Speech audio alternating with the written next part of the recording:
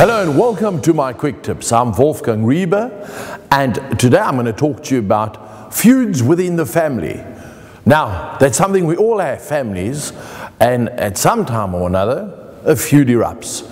So I want to share with you 5 quick tips which hopefully will help you cope. The first tip is listen. Now, that's easier said than done, but I want you to try and hold back on all the built-up frustrations and just try and listen to the other person's point of view. The big thing here is to show them that you are willing and open to understand where they're coming from. That already is going to make a big difference.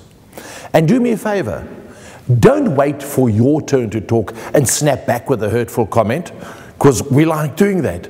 Don't do that. Rather, take a step back and really listen to what they have to say.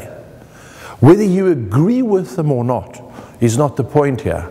It is merely the thing of listening and grasping their point of view. Also, don't think of them as stupid, unreasonable, selfish, and overbearing. I want you to try and hold back on all these preconceptions and judgments, because that's just going to ruin everything.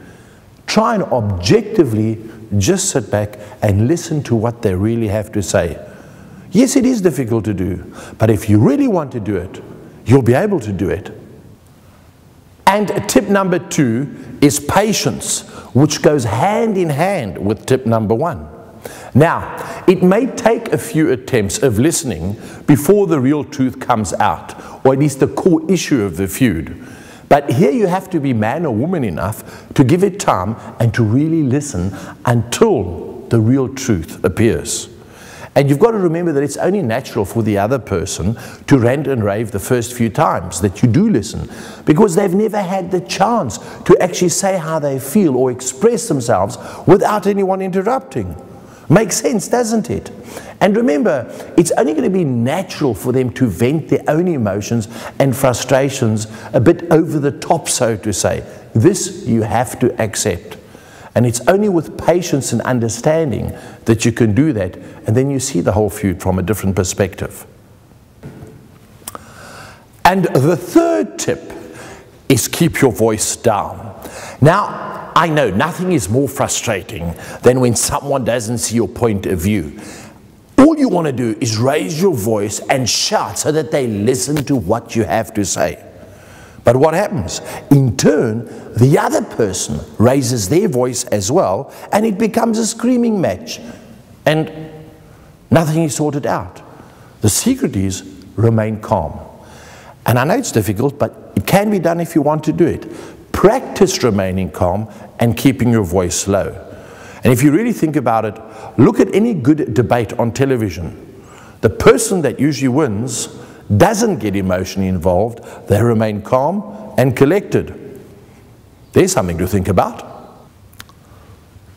And tip number 4. This is a biggie. Don't gossip.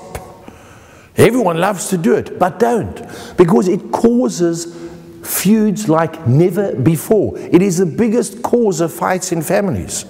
One family member does something wrong, and what does the other one do? Phones everyone and tells everyone about it. In other words, gossips. Don't. If someone doesn't need to know something, why do you want to stir and tell everyone? That's really not necessary. What does it say about you? Lots of people derive pleasure from other people's mishaps. Don't be like that. Do the honorable thing and keep quiet. Remember, if you want your family to trust you, you've got to learn to be that person that can be trusted and not a gossip. And now the final tip. Be yourself. Peer pressure plays a role in a teenager's life. But guess what? Family pressure will always play a role in your entire life. Now, how are you going to deal with it? Maybe your parents wanted a doctor, but instead you became a plumber. And there's a lot of conflict about this. Here is one important factor. Are you happy with the path you've chosen? If you are happy, then you've got to stand up for your rights and say, I'm happy. It should not cause conflict, nor should it cause guilt. You know, being German, I still have an aunt at the age of 85 who asks me, when are you getting a real job? But I understand that she was brought up under different circumstances and her priorities are different.